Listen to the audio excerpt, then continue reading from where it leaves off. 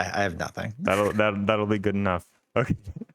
So welcome back to a very delayed episode of the Zesty Woodworking Alliance. For a little bit, we were in shambles because I quit YouTube, and then D20 quit YouTube today, allegedly. But we're both Rumor back, has it. so we're both back. But Yeah, retirement was good. How was retirement for you? Was it good?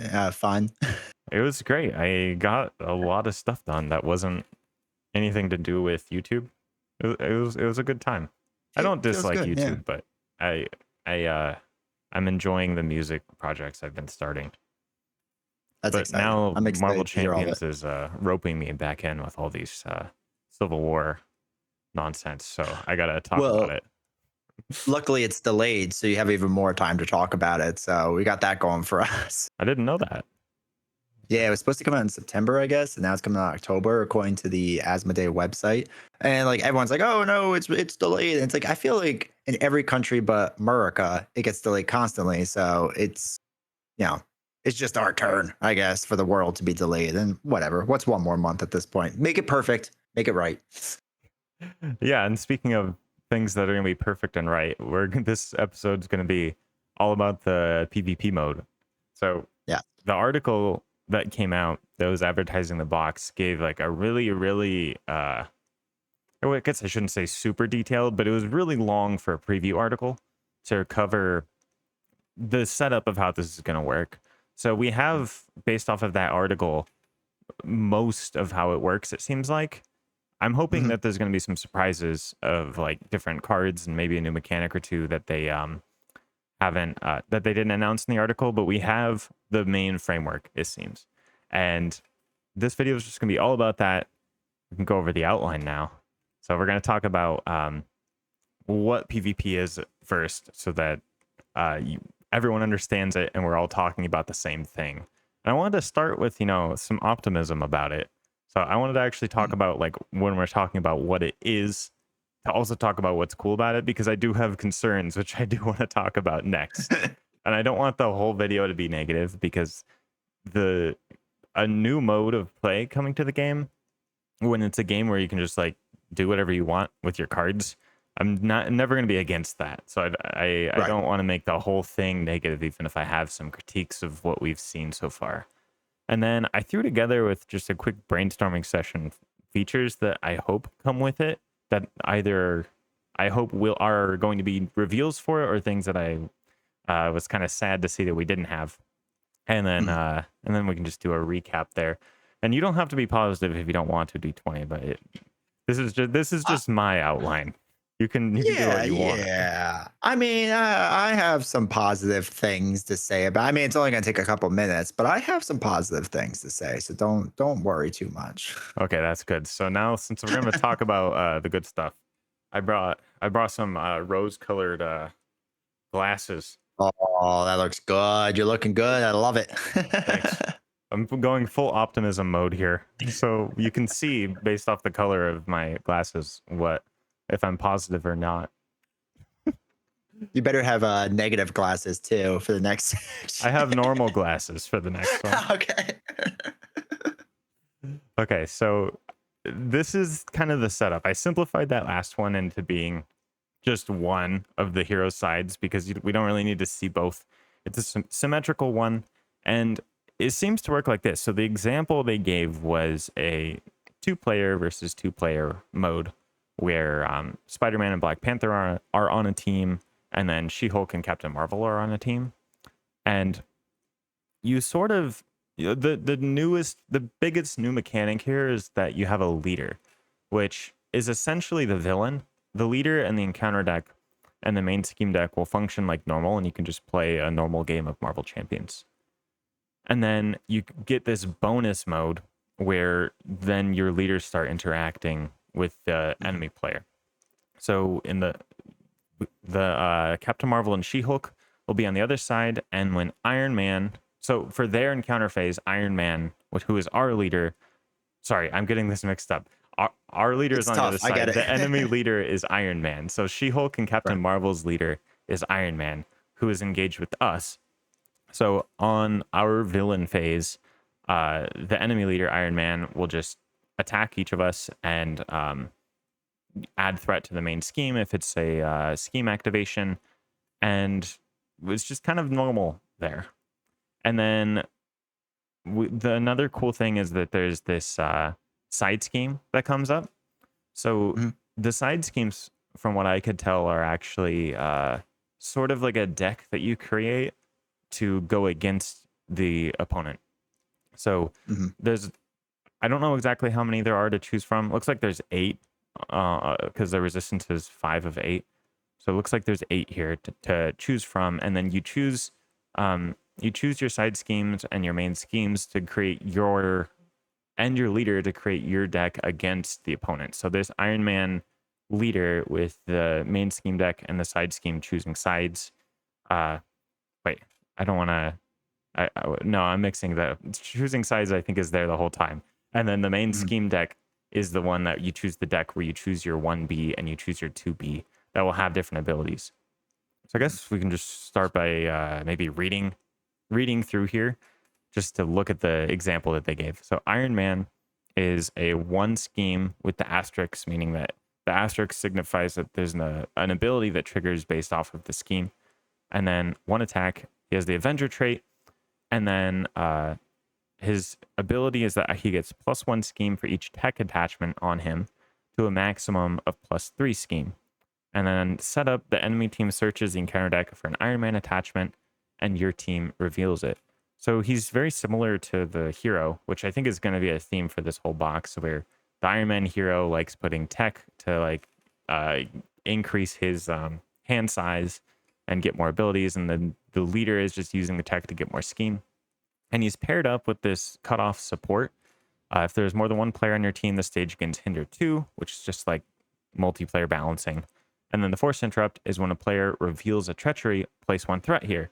So it's kind of like She-Hulk's alter ego ability, but like the inverse of that, where she's like a lawyer just saying, hey, no, you don't get to scheme so Mhm. much. But now it's turned against us. We're being like, I don't know legal terms, but we're being like litigated or prosecuted or Yeah. something like that. And then that kind of combos. So like I think this is there because this deck seems to be forcing threat. It finishes at 7. It adds threat, and Iron Man is a big scheming villain. So it seems like that's like a combo you can set up. And then the neighborhood protectors is the Spider-Man one. It says when revealed, the enemy team searches the encounter deck and discard pile for 1 per player side schemes and deals 1 to each player on your team as a face down counter card. So that means that when 1B finishes, you notice we don't lose the game off that. It will just go to 2B. And then the enemy team will get to choose. So that's another bit of interaction, which could be fun. Of they actually search the deck and the discard pile for 1 per player. So that we'll get 2 here in this example. And then deals 1 to each player on your team as a face down counter card. So you can set up this whole thing, because like I don't know exactly how the mod sets factor into this, but there could be some Yeah. pretty nasty side schemes and some pretty crazy combos that you could set up to go against your opponent, like with this, which seems pretty cool. But I'll stop hogging the microphone and let the guest star get some time.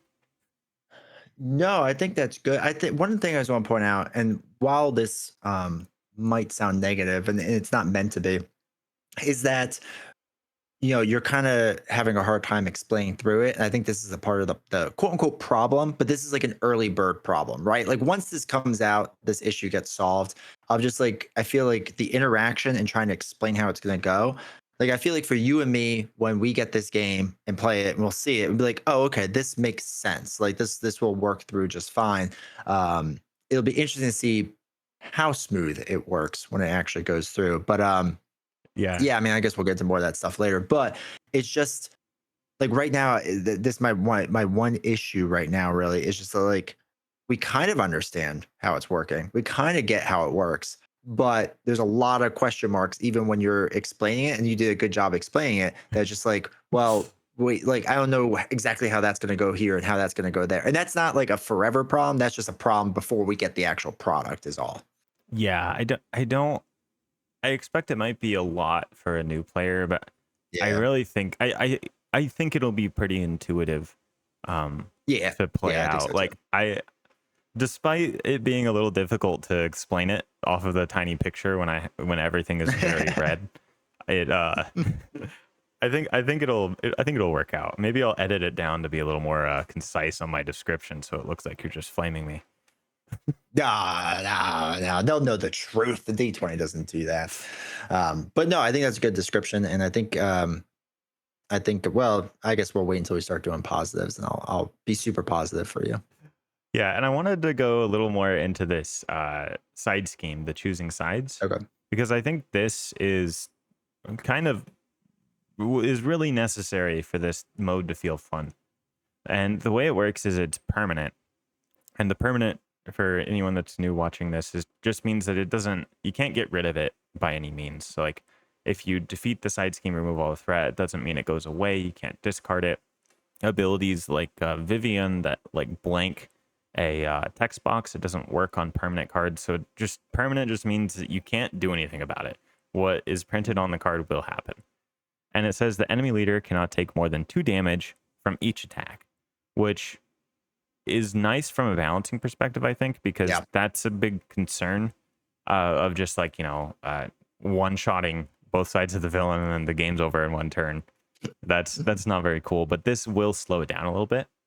And it has 4 per player. So it will take a little bit, especially in 2-player, if you're not both playing a high thwart deck to get through this. So you can probably expect, if you're really optimizing it, I'm guessing this will be done first turn. And in solo, like a 1-on-1, and in a 2-on-2, I'm expecting it to be done by the second turn every time, probably, but not necessarily the first turn if you have like a protection player, unless you have like, I don't know, like leadership justice would probably be able to take it out, or just high thwart heroes could take it out. But if you're not planning on thwarting 8 turn 1, then I picture this sticking around. And that force response says after the last threat is removed from here, the enemy team searches the top 5 cards of the encounter deck for 1 per player encounter cards and deals 1 to each player as a face down encounter card. And then you flip this card, which that's also really good. It's another instance of the enemy team getting to choose your encounter card. So it turns it into kind of like a targeted encounter card that they get to choose. And that opens up some strategy there. Yeah. So like you're going to get a bonus for doing this, but for finishing the choosing sides, you are going to get an encounter card. So there could be some gameplay around there to where if you can't make use of the bonus for completing it on that turn, you might not want to actually finish it and then let your opponent choose your encounter cards for that round. You might want to wait on that and make sure you finish it at the optimal time. So I do like that interaction of it. And then when you flip it, it turns into this obligation that says now it's personal, which has the instruction to give to the first player, and has an action that says remove this card from the game. Each player on your team chooses 2 of your leader's set aside player cards and adds them to their hand. So that's another interesting thing there. It's an action, meaning you can trigger it. You can trigger it off a requested action, but you can't do it on the villain phase, but you can do it at any point during your turn. So it does bring some timing up. So like, let's say you finish choosing sides and you have 1 card left in your hand. You're probably not going to want to trigger this action and then get your card added to your hand and then drop to your hand size after that. You'd want to wait till your turn so that you can draw up to your hand size, then trigger the action, get an extra card so you have even more cards in your hand that way. So that's another bit of like strategy and decision making that goes into that card, which I think is pretty cool. And then this brings in the new mechanic here, which is the leaders set aside player cards. So I'm hoping, I have big hopes for this because I want these cards to be really cool. And we only see, I only have 2 up here on the screen. One is the Futurist. It says action, your Iron Man leader schemes do not give him a boost card for this activation. So that is an example of if the enemy has that in their hand, they can play it as an action and then have their leader scheme on you at a time that could be very inconvenient. And that seems very powerful to me. So Iron Man can get up to like 3, or what was it, maximum of +3. So he can get up to like 4 scheme. And since the enemies can trigger it whenever they want to, they don't have to just you don't just have to play it as soon as you get it. You could even like hold that in your hand and like force them to constantly keep the main scheme in check and make sure that they can't like get rid of their answers for that. So that I like that ability to make the enemy leader do an activation as like a threat. I really Mhm. like that. That adds some gameplay. And the raw Yeah. power. Sorry, go No, ahead. no, I was gonna say really quick with choosing sides, because I know early on people were worried about like, oh, it just becomes like a rush strategy, right? Like it's just gonna become rushing, like how fast can I go? And a lot of the newer heroes obviously have multiple attacks. So they can not that they can get around choosing sides, but that maybe they're a little easier versus like a 3 for 8, swinging web kick. Well, it doesn't really do much for us right now, unless it's like a minion or something, right?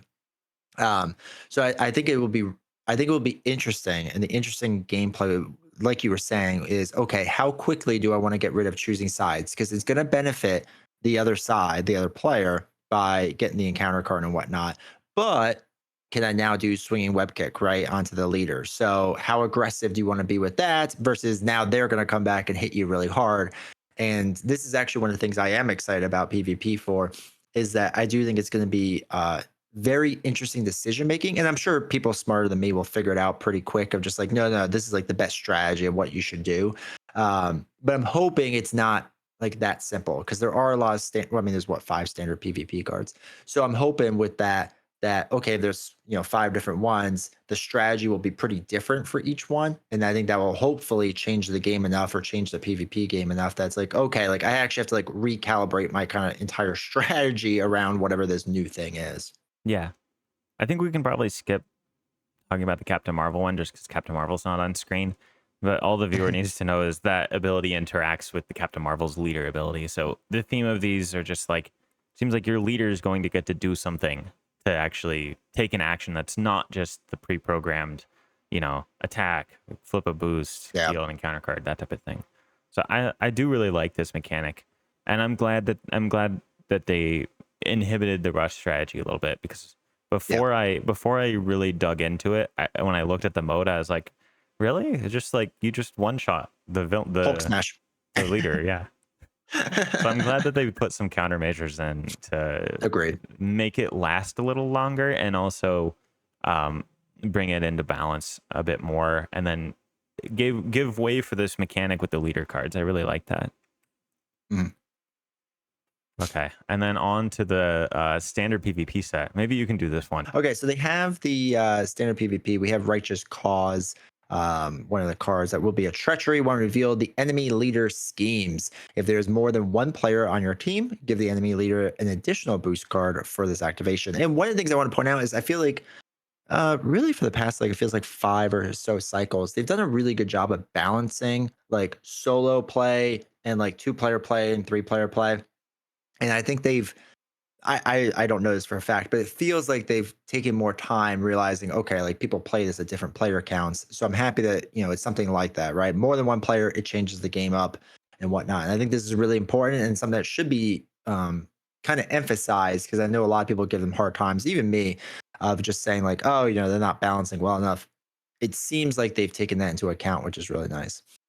We have another treachery card with whatever it takes. When revealed as an alter ego, the enemy leader attacks your leader. Sad.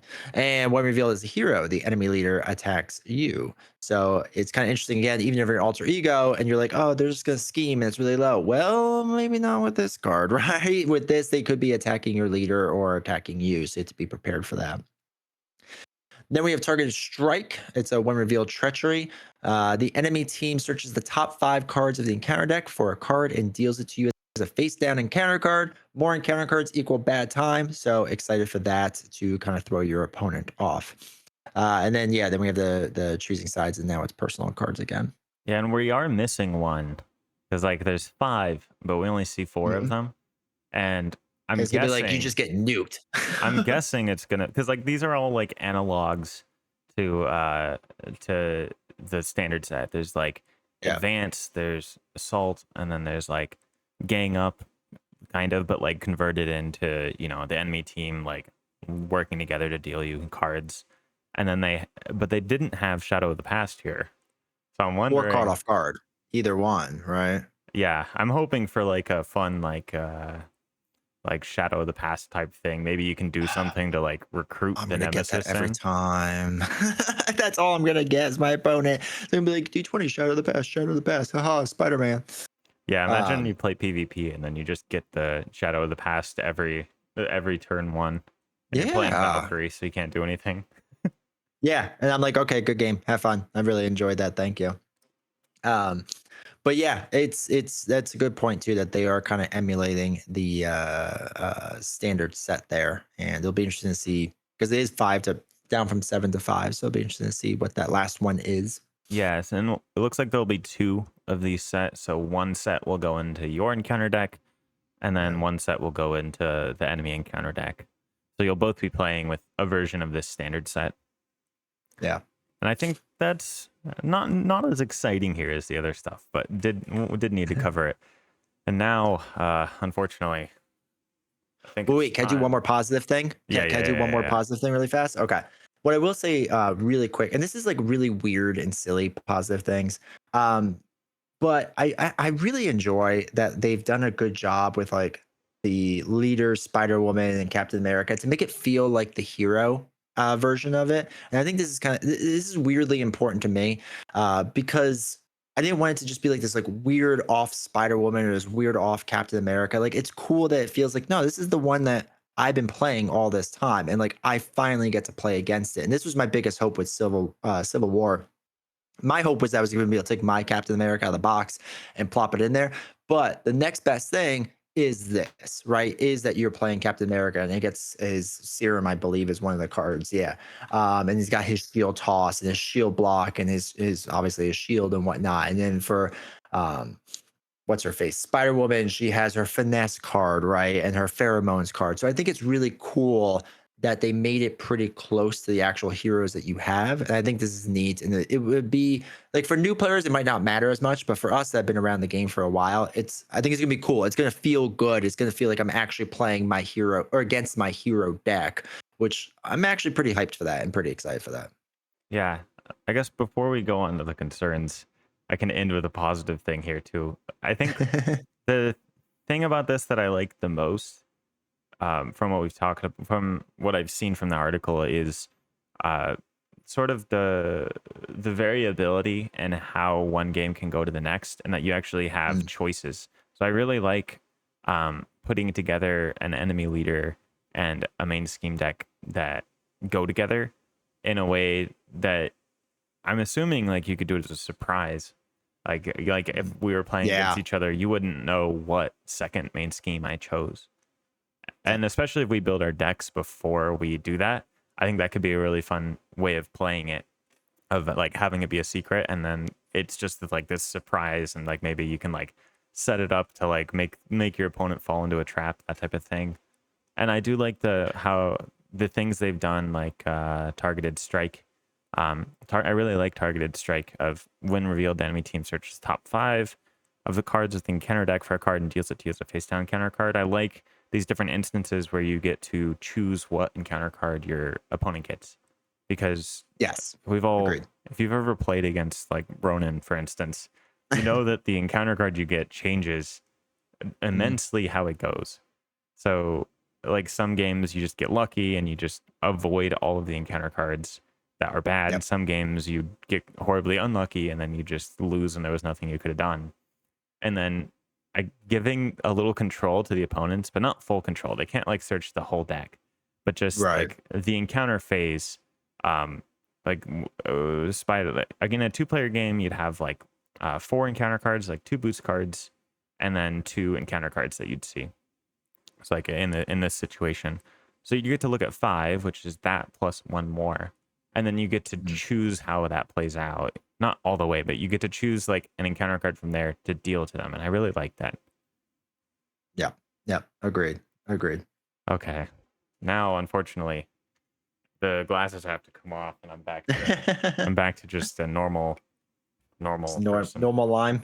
Yeah, normal glasses, because I do have some concerns about this mode, which I am glad it exists, and I am glad that Yes. they're doing this. And I think it's a really cool thing for the box. And I do think it makes up for the lack of a campaign. Yes, I agree. Yeah. So the box as a whole, excited for, but I do want to talk about the things that I'm not so sure are going to work out. And starting with an example, because when I first saw the article, this was like my nightmare scenario of like, is this really what's going to happen? Which fortunately it wasn't, but I think this perfectly explains what I don't want. Like, what I really don't want out of this mode is um, me playing Spider-Man and Black Panther and you playing Captain Marvel and She-Hulk. I fight Rhino, you fight Claw, and then Right. nothing is different at all. We can't interact with each other, and it's just a normal game, but we're on like a timer. That's Mhm. exactly what I didn't want, which I'm really glad. Like the things I do like from the other from the first section of this video are the things that break this mold. But Mhm. unfortunately, I don't think it got all the way away from this, and there are some like residual problems that, from what I've seen, haven't been fixed. So one thing is the balance. So like Mm. this is something I was concerned about. Or if we look at these three heroes on the left, like Star-Lord, Deadpool, and Doctor Strange, and then we think about like Hulk, Thor, and Black Widow, like there's I would definitely take any of the heroes on the left before I took any Yeah. of the heroes on the right. Like I don't think it would really be close. It's like, since you can't attack each other directly, it just, the sheer amount of output that these heroes on the left have will completely shut down the heroes on the right, from the way it seems. Because like Hulk just doesn't have any cards. His hit Mm. points don't really matter, because it seems like the way you win is by defeating your villain first, and having Mhm. high hit points like doesn't help with that. So like his biggest strength doesn't seem to matter even more in this mode. And then Yeah. Thor is just like a low economy hero that can get unlucky, especially if you don't have like a deck with a full card pool where you're just like trying to fix all of his problems. It can just go really rough for him. And then Black Widow, I think, is a really interesting thing to point out here, because she's not a weak hero. Her whole thing is she can control what the villain does. But again, that doesn't seem to help here. So like she can Right. maybe get some extra protection of like, oh, if I give her I don't want to give her a treachery or a minion and just let her cancel it, uh but still, like, even if she counters the card that comes out, that doesn't help her. It doesn't help her win, is the problem. Whereas like you think about Star-Lord and Deadpool and Doctor Strange, and it's just, as soon as the choosing sides is over, the villain's gone in 1 to 2 turns, and it's just Yes. game over. So like they added that balance to stop heroes like Star-Lord and Deadpool from just like completely one-shotting both sides of the villain on turn one. But they just, all they seemed to do was shift it to turn 2 and 3. Yeah, and we've talked about this on stream too, I believe, or on our videos about Star Lord specifically. I'm happy you brought up the leadership card with Blaze of Glory, because I am a firm believer that Star Lord is one of the most powerful heroes in the game, especially in leadership. I And I totally think agree.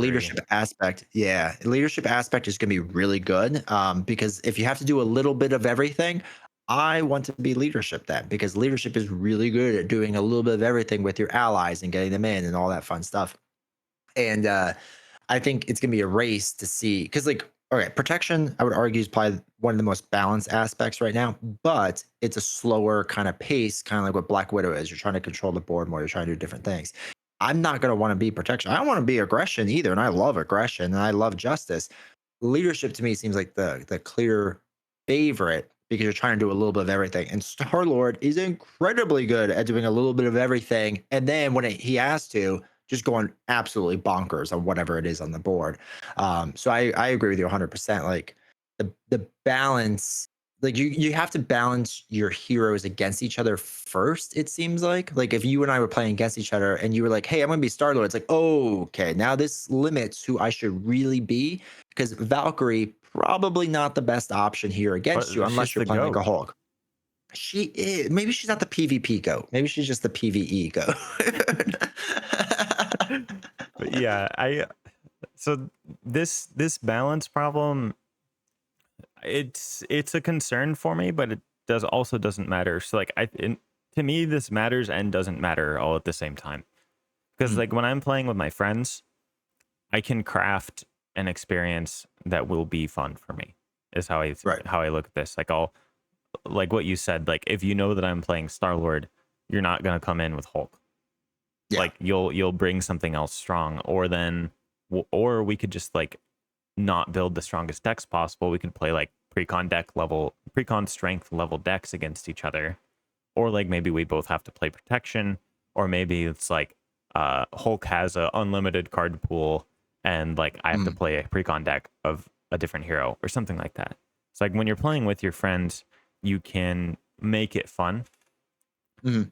which mitigates this, but at the same time, I feel like the fantasy of a competitive PvP mode is that it's a competitive PvP mode that's worth actually, trying to win, and there's some semblance of balance so that you can really, get good at it and like build your skills, like come up with strategies that are good. And I just don't see that happening. Cause like I get like when I think of Yeah. a game that's like really competitive, I think of something like League of Legends or Yeah. which super competitive game, or like on the card game front, like Magic the Gathering with like the current, like their analogy, the analogies of the current environment over there. So it's like there's different sets that are in play essentially, and then that card pool is very competitive and balanced against each other, and you are like the effort you put in will be rewarded in that game. Mhm. Whereas here, the way it seems like it's going to be to me is um if I'm guessing it doesn't matter who wins first. I'm guessing it's like a turn thing of like Yeah. if I'm playing Star Lord and I one shot my villain turn 2, but I went first, I'd imagine you have the chance to one shot your villain on turn 2.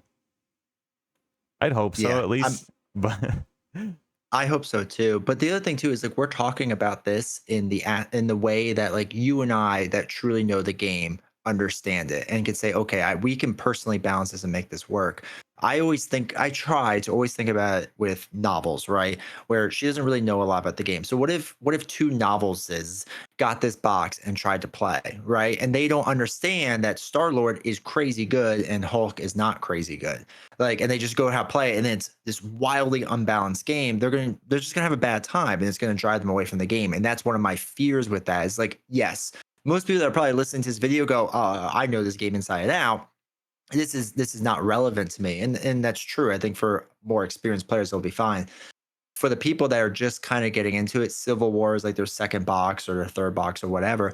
They're going to be a little taken back because they're going to be like, this was really weirdly done, or it just feels not clunky, but just feels off because, all of a sudden my opponent could do all this crazy stuff. Why can't I? I'm Hulk. The Hulk is like super strong in the movies and whatnot. Like, why am I not doing that?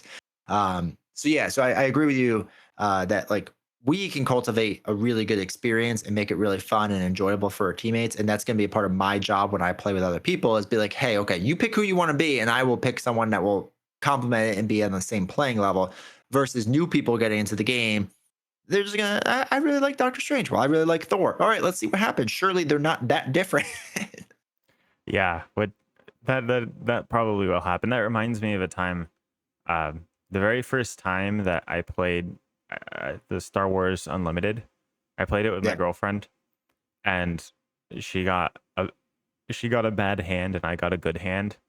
And the way the game was set up, like she never got a turn, Oh my essentially, God. because it was like I had a really strong setup with like Leia and this blaster, and then like she'd play something down, and then I'd have a shield on Leia, one shot it, and then she'd lose her turn Yeah. essentially. So it just turned out that her very first experience with the game was that, where it's like, oh, I literally can't do anything in this situation. And then now Yeah. she just never wanted to play it again. Yeah. But Yeah. then we played Exactly. Magic the Gathering, and it's like her favorite game now, which is really funny. And I'm hoping that analogy doesn't happen too much, where it's like, Mhm. probably not Doctor Strange at this point because he's out of print, but like Hulk is still, you can get him, or like Hulk versus who's a strong new hero, like let's say strong new hero that's simple. like Winter Soldier. Maria Hill, or yeah, Winter Soldier's a good one. Yeah, like Winter Soldier versus Hulk. You know, you'd think like Hulk smash rip Soldier Man's arm off. Like you'd think that, but like Winter Soldier would completely trounce Hulk in this mode Yeah, with the yeah, pre-contacts, and that I hopefully that doesn't drive new people away.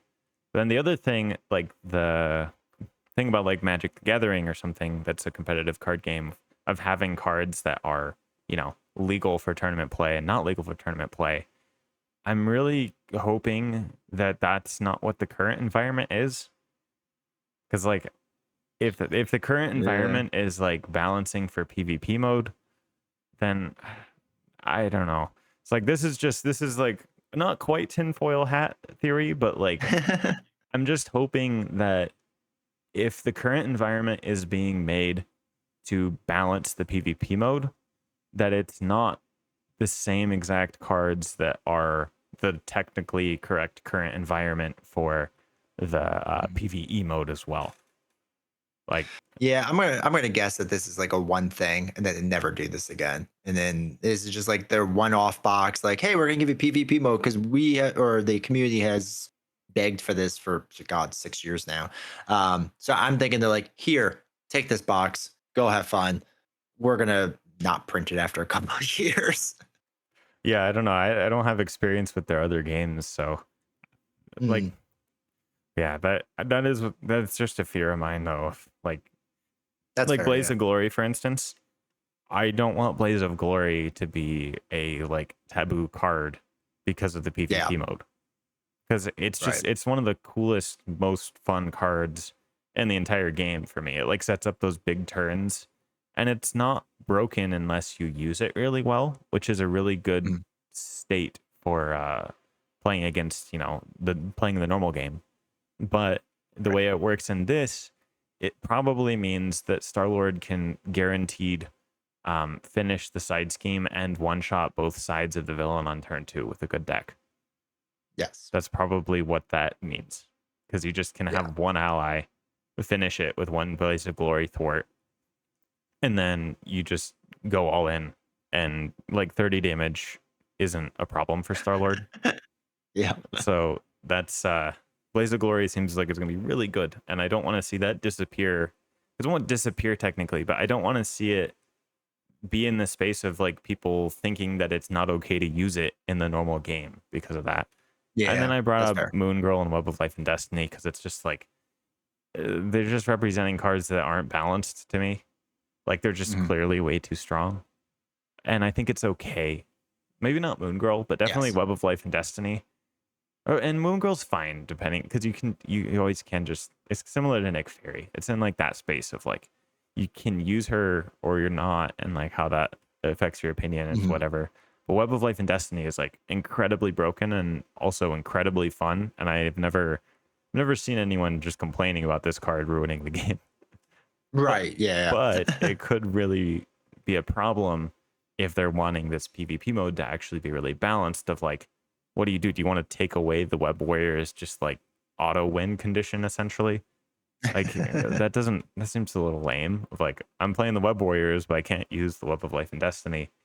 That doesn't seem fun. And then if you do that for the sake of balancing this mode, that's not the main mode of playing the game, and then it's just that space of like, even though people will be able to just play whatever cards they want on their own, there's inevitably going to be that space of like the people that really like following the rules and then saying, oh well, I can't use this now Yeah. because I have to play the Yeah. current environment because that's the way the game's intended to be played, and all that type of stuff. I just don't want to see it hurt the game in that way. Yeah. That's fair. I think that's fair. And that's one of those things like we'll just, I guess, see in time, and hope for the best. Okay, I think that's enough balanced discussion. Goes on to my second concern, which is um, lack of interactivity, which I was praising the interactivity as it came up because that's like, you know, a PvP mode I want to interact, and a PvP mode where I'm playing solitaire quicker than you is not fun to me. And it's not that. I want to reiterate, it's not that.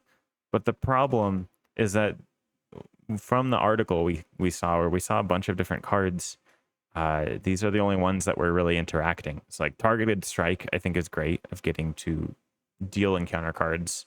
Um, uh, Literally a targeted strike against your opponent with the encounter cards. That's good. And I really like these leader cards. You see, each player on your team chooses two. You only get two. Um, and two cards in your deck isn't, it's not that big of a deal. You do get to add them to your hand, so you'll have a big turn. And if the game lasts long enough to where you get to go all the way through your deck and you get to play it again, that'd be really cool. But it's probably, if it's played competitively, you're probably only going to see these one time. And I was just really sad about the lack of interactivity here. I want more than this, essentially, if I'm going to be playing against someone. Like it didn't quite make it to the point of feeling like, wow, I'm actually playing against this person. It felt like we're playing the normal game with a couple levers for balance and a few fun moments, and not so much like every single turn is a banger, you know? Yeah. Yeah. I think the vast majority, like 80% of the game is going to feel like you're just playing your own thing. Like you're doing your own thing. It's two solo games happening at the same time. And every now and again, I'm affecting you a bit, which is like maybe some of it will be like this massive thing that changes the game. But I think a lot of it's just gonna be like, ugh, that was annoying that you did that. And like, that's it. Like, it's going to be this couple of things that pop up and that's it. And I don't know if trying to play devil's advocate in their positive favor, I don't know if this is their way of like saying like, hey, if D20 is playing someone that's brand new, we don't want to give D20 this massive advantage. So like I will know in my head, like, oh, this combo is going to be sick and absolutely destroy my opponent. You know what I mean? So like maybe they're trying to limit that a bit. So it comes down to, okay, if somebody's just really good at Marvel champions or adequate Marvel champions, they can hold their own against somebody that like truly knows that like, no, I'm going to get you a bunch of encounter cards and you're not going to do well after this. Maybe that's what the goal was that they were trying to do there. Maybe. I'm holding out for just hoping that there's a bunch of cool stuff we haven't seen yet. Yeah. That And that's the fair. Yeah. that's my hope. But going off of this, I did a very just quick brainstorming session of like hot takes of things I wish I could see. So I will just go into these and let you know let me get your thoughts. So like the first thing that I wish I could do is I wish the players could attack each other's allies and identities. It's like Yeah. if I'm playing let's take the situation of I'm Black Panther and Spider-Man, you're She-Hulk and Captain Marvel. I want to be able to try to swinging web kick Captain Marvel. Mhm. Yeah, this would have been nice because again, now it puts someone like Hulk back on the table, where it's just like, okay, maybe I'm going to struggle against the side scheme, but my leader that I'm dealing or working against, but now I can slow you down, right? Maybe it doesn't defeat you, but if it slows you down in the process, they're like, okay, now Daring Lime has to worry about something else, and I can be Hulk, and like, okay, Hulk smash you, knocks quote unquote knocks you out. Let's just say whatever that punishment is, and then this way now, okay, I can focus on like keep moving forward and doing things, and you have to like deal with like being knocked down. You have to do something to heal back up or whatever it is. I think there could have been some really cool things they could have done there. And again, I think when we talked earlier about balancing and whatnot of just like, Star Lord versus like a Hulk, it makes Hulk more viable then and a better candidate to pick if it would have been done that way. So I agree with you. Yeah, and then I think they didn't do it because of balance. Like I don't think they Sure. wanted, a Hulk smash to just one shot Jubilee on turn one. I think so that's what they were trying to avoid. But I feel like a really Mm. easy solution, which would have also added an extra layer, would just be to allow the leader to block, like exhaust to Yeah. block, and then allow you to exhaust to block for your leader. So Yeah. like Spider-Man has 3 defense, and if he could block for his leader on an attack, I think that'd be really cool. Because like if She-Hulk does her her what is it, Gamma Slam? Gamma Slam. Yeah, if she does Yeah. her Gamma Slam for 10 damage and it's gonna take out your leader, I would really like for Peter Parker to be able to jump in front of it, block it, maybe barely live, or maybe even just get defeated, but then allow Black Panther and Iron Man to try to win. Yeah. Like, Or do a backflip on it, and that like throws off your opponent because they just like did this whole thing, and they're like, "Oh, I built up to this Gamma Slam. Oh, sorry, backflipped. Stinks." yeah, like I wish there was something like that of because I feel like um, I don't know, it might be like a time thing in development, or it could just be like worrying about balance. But even if it Mhm. was less balanced, I would rather have it be more interactive, I think, with balancing levers added. So for instance, if you're too worried about like, you know, being allowed to attack an enemy player, it could be that if you want to, you could only use attack events on an enemy player and you had to exhaust to do that, or Mhm. something like that, or like maybe you have to pay a resource to attack an enemy player, that type of thing. Like it could have brought it Yeah. into balance more so. Like there could be an instance of like, you know, you don't want to play a leadership strategy against Black Panther because he'll deal 2 damage to all of your allies. Yeah. Yeah. But Exactly. you know, like, is it more fun to not have that be possible, or is it more fun to be like, no, wait, Black Panther is just a hero that counters the leadership aspect? Like, I think I'd rather have it be that there's this hero that's really good at countering the leadership aspect that you have to play around. Like, I would enjoy that more, at least. Well, and we mentioned Magic because I've also recently gotten kind of into Magic, and it's the same thing, right? Like you play certain colored decks, and there's going to be counters to those colors, right? That's just like, ugh, like I'm gonna have to deal with this if I'm playing black and I'm against green or whatever. There's certain different counters I have to do, and I think it would be nice for PvP to have the same exact thing because that's a part of the strategy too, right? You have to build a well-rounded deck that no matter what your opponent picks, leadership wise or their hero wise, like, okay, how am I going to be able to handle every little thing that they could possibly throw at me? Yeah, yeah. And then the other thing is just, I think the ability to spend my resources, whether it's like my activation or discarding cards or generating resources or whatever it is, I just want to have more ways of using that to interact. Like Mhm. I don't want to just be fighting the enemy leader, which it's not quite that, but yeah, It's mostly that. I really wish that you could, that it felt like you're on the battlefield all in the same Mhm. place, like the Civil War fight in the Civil War movie. You know, they're all Yeah, in that airport fighting each other. But the way it kind yeah, of feels right now is like, oh, I'm fighting against Iron Man, and then She Hulk and Captain Marvel are just, you know, they're over fighting Captain America, and it's like two separate things. I would rather yeah, it be this less balanced, more interactive brawl. And maybe I'll just play it that way, honestly. Like, yeah. Yeah, I mean, there's a solid shot that like when it comes out, the framework is so loose in a good way that's like, no, we can actually make it this way and easily house rule it that way, which is good. I know some people are really against house rules and things because they want to play exactly how the designers meant it.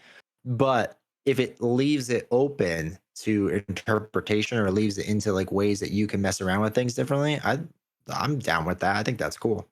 yeah.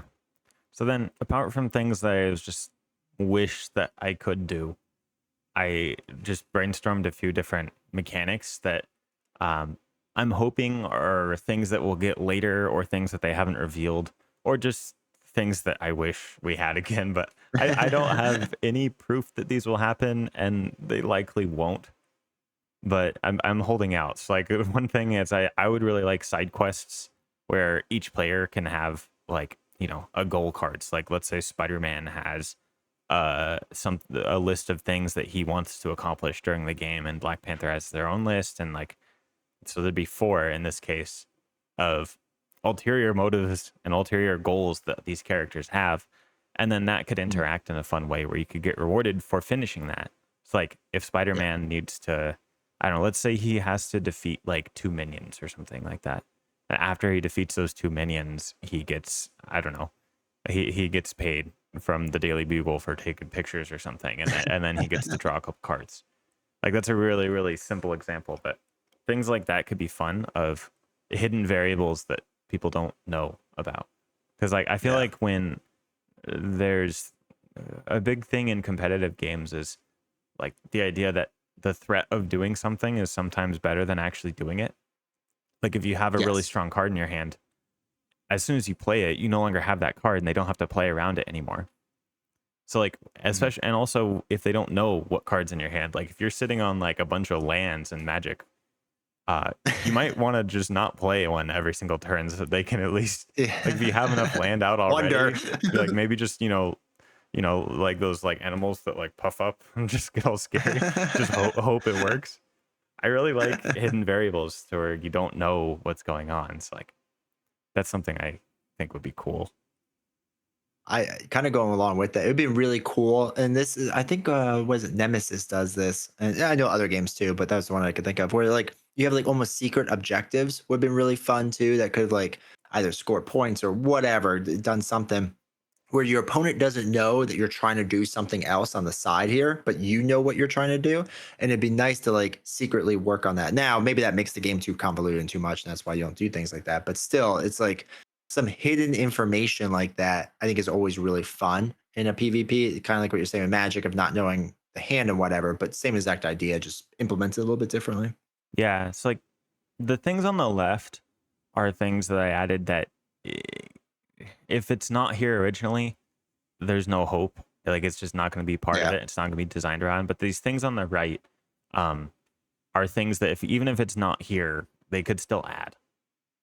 Yeah. It's like it's the this is my optimistic side. The right side's sorry, the thing's reversed. This side over here.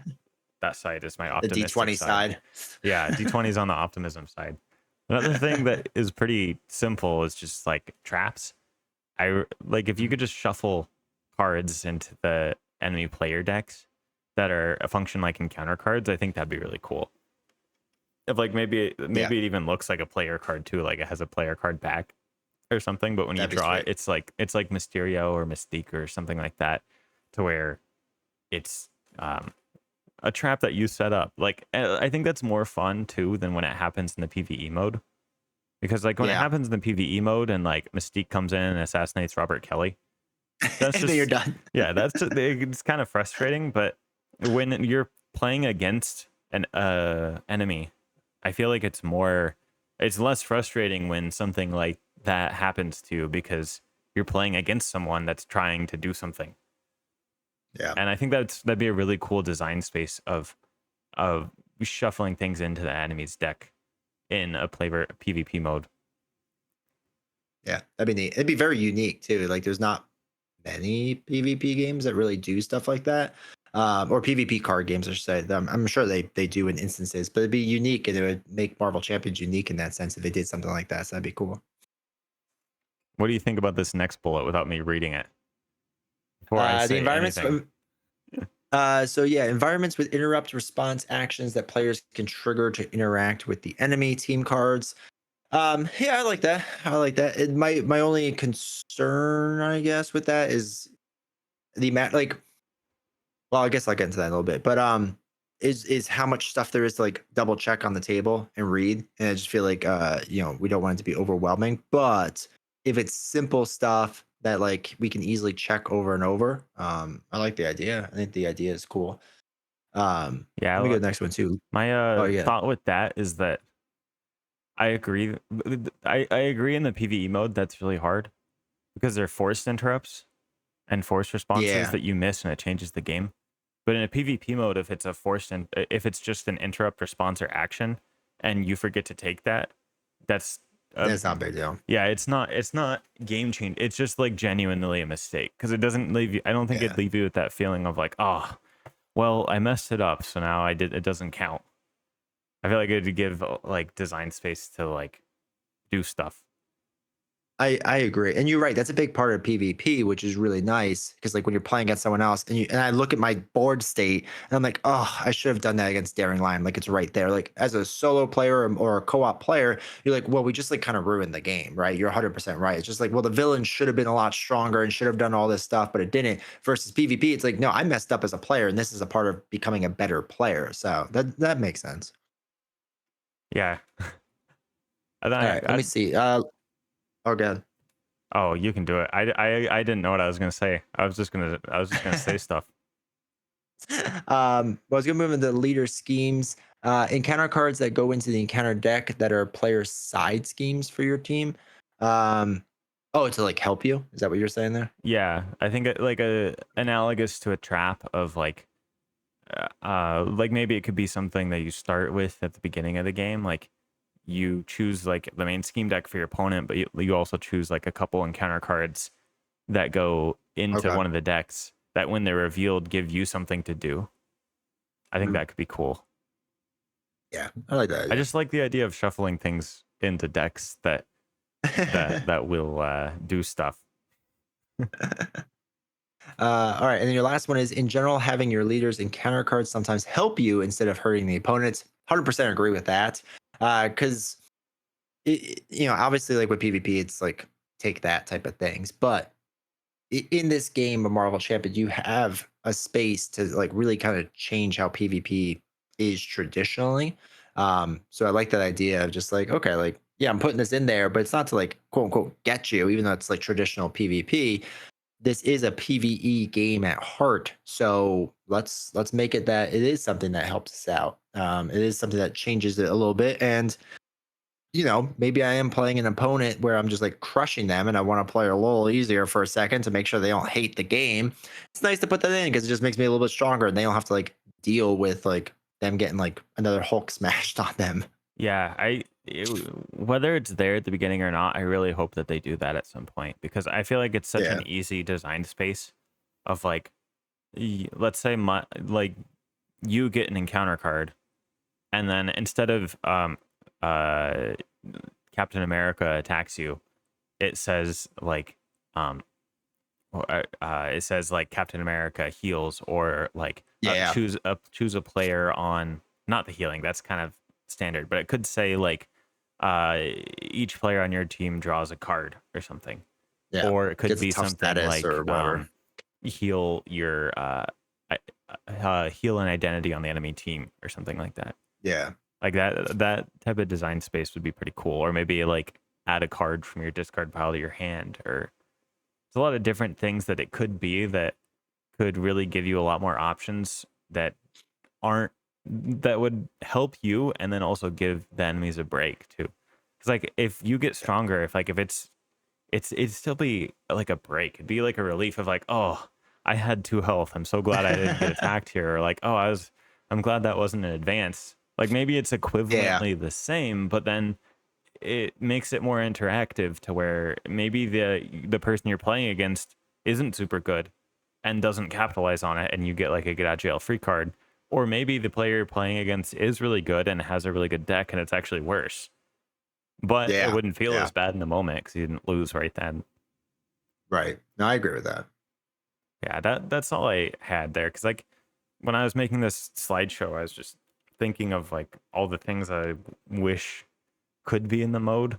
So I just thought that I could just write it down. Like, this is not an exhaustive list, everyone. I'm also not saying any of this is perfect. This is not Daring Lime designs a better PvP mode than the designers. This is just Daring Lime without any of the logistics required to actually design the game. It comes up with some ideas that I think could have been fun. Yeah. Yeah. Can I do my biggest negative? Can I do my Absolutely, yeah. monster negative? So my big negative, my big worry is that if Maybe we can go to Daring Lam, you and Outlook. I um my big worry is that if we sat down and we played SWU for the first time, let's say you never played, I could teach you that game real easy and you will pick up on it pretty quick. Magic the Gathering has a little more kind of nuance to it, Yeah, but that I was the feel game like I after a played against game, my girlfriend where I just really got a strong combo and I capitalized on it. yeah. And it's one of those things that, like, okay, if this happens, then that happens. And it's really simple. You've done an amazing 17-day video, I think it was, how long it was, of going through the rules of Marvel Champions. And there is a lot of rules. And there is a lot of, well, this would happen like this, but it doesn't really happen like this because of this rule on top of this rule on top of this rule. Yeah. So, how does this look in PvP now? Because if my opponent thinks, okay, in any normal PvP game, I do this thing and then that happens, and it would happen in any other PvP, but because of the rules of Marvel Champions get kind of weird at times, and I go, oh, No, what you think happens actually doesn't happen because of page 76 of the rule book. Like, this is my biggest concern is that PvP card games in general are very streamlined. They're very simple. When they roll out new rules, it's like one or two rules, and then maybe you see it again, maybe you don't type of thing. Where Marvel Champions, those rules get corrected by rules, get corrected by rules, and you need the newest version of the rules for it to make sense. So my biggest worry is how does that work for Marvel Champions when you have a game that I have played this game for 5 years now, and I make constant rules mistakes. And now I'm going to get somebody newer to play it, let's say, again, a novels, and she's going to be all excited. I'm going to go, ooh, yeah, you think you could have won, but you actually can't because let me explain this whole rules process. This is my biggest worry about it. And that doesn't mean it's going to come true. It's just my biggest worry about it is that the rules are so convoluted in this game that how is it going to work with PvP? Yeah, there's a couple people talking about that in my Discord, Mm. and my opinion on that is that I don't particularly care. I'm just gonna house rule things because Yeah. like there's gonna be so many niche examples. Like the first one I see people coming up with is like, can the storm ally that after she thwarts moves 2 threat from one scheme to another, move 2 threat from your main scheme to the enemy main Yeah. scheme and make them lose, like that type of thing. And Yep. then that gets into like what is technically your defined play area, like what is in play, what is out of play, and that just becomes like a nightmare. And I feel like Yeah. the solution there is just the person you're playing with. Be like, do you want to play this way or that way? And then you just choose. Like, no, I don't really feel like you just adding threat to my main scheme. Right. So let's Yeah. just not do that. Yeah. Or just a house rule of like, no, Storm can do that with everything but my main scheme. Like Yeah. just things like that I think are gonna be a lot easier. And I kind Yeah. of wish that that's kind of another argument in favor of that like interrupt response action thing I was on my other slide, was if everything was not forced, it wouldn't matter as much. Yeah. But this is kind of just two normal games that are a complicated normal game that then now there's an entire other one added and they interact now. Yeah, yeah, and kind of going along with that, my other worry, which is only a worry because we haven't seen the entire rules yet. So once the game comes out and we actually dive into it, it'll be fine. But it's just because we haven't seen it yet.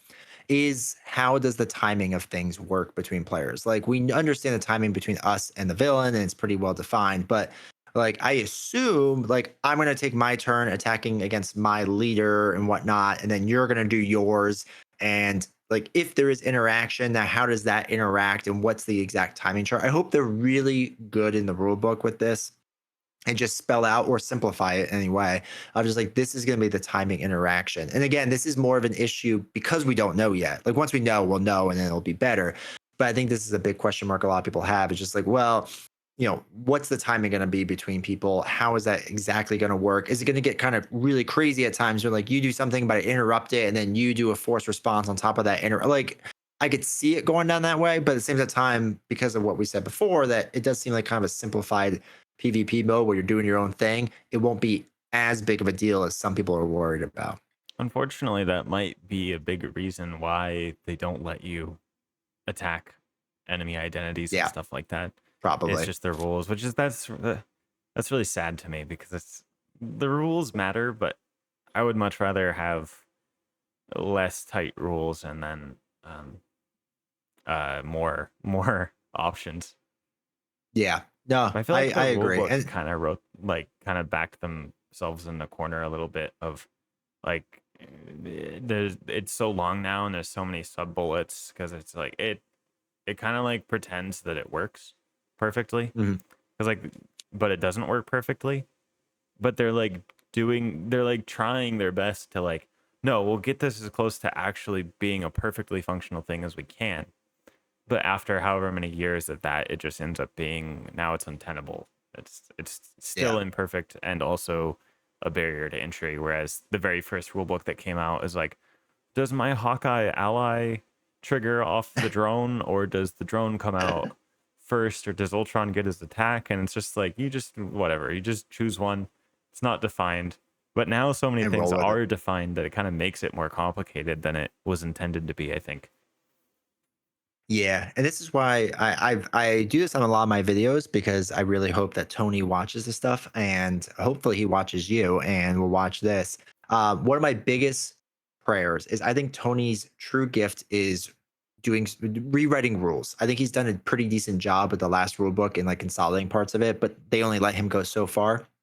When the new current environment starts, please for the love of God, let Tony rewrite it and let him kind of like scrap a bunch of stuff and not start from scratch. I don't want to say that, but just simplify things again. Just make it simple, make it standard. And this way, stop having so many, like you said, bullet points on top of bullet points. And then, oh, wait, but we did this thing. So now we got to refer to it several pages later and how that bullet point reacts to that one. That I think causes a lot of issues. And that's more of a just a game being out for 5 years and like one of the strengths of this game obviously is that the heroes feel so unique and so interesting and so different. And in PvP, that's not necessarily a good thing because now it's going to be really, really like kind of crazy to figure it out. So I hope that they let him kind of fix the rules on that. Yeah, that's one of the reasons I was saying that I would rather have just a full reset. Which Yeah, that same. that opinion video I put out was really funny because there's like a lot of people that agreed with me and a lot of people that really disagreed with me.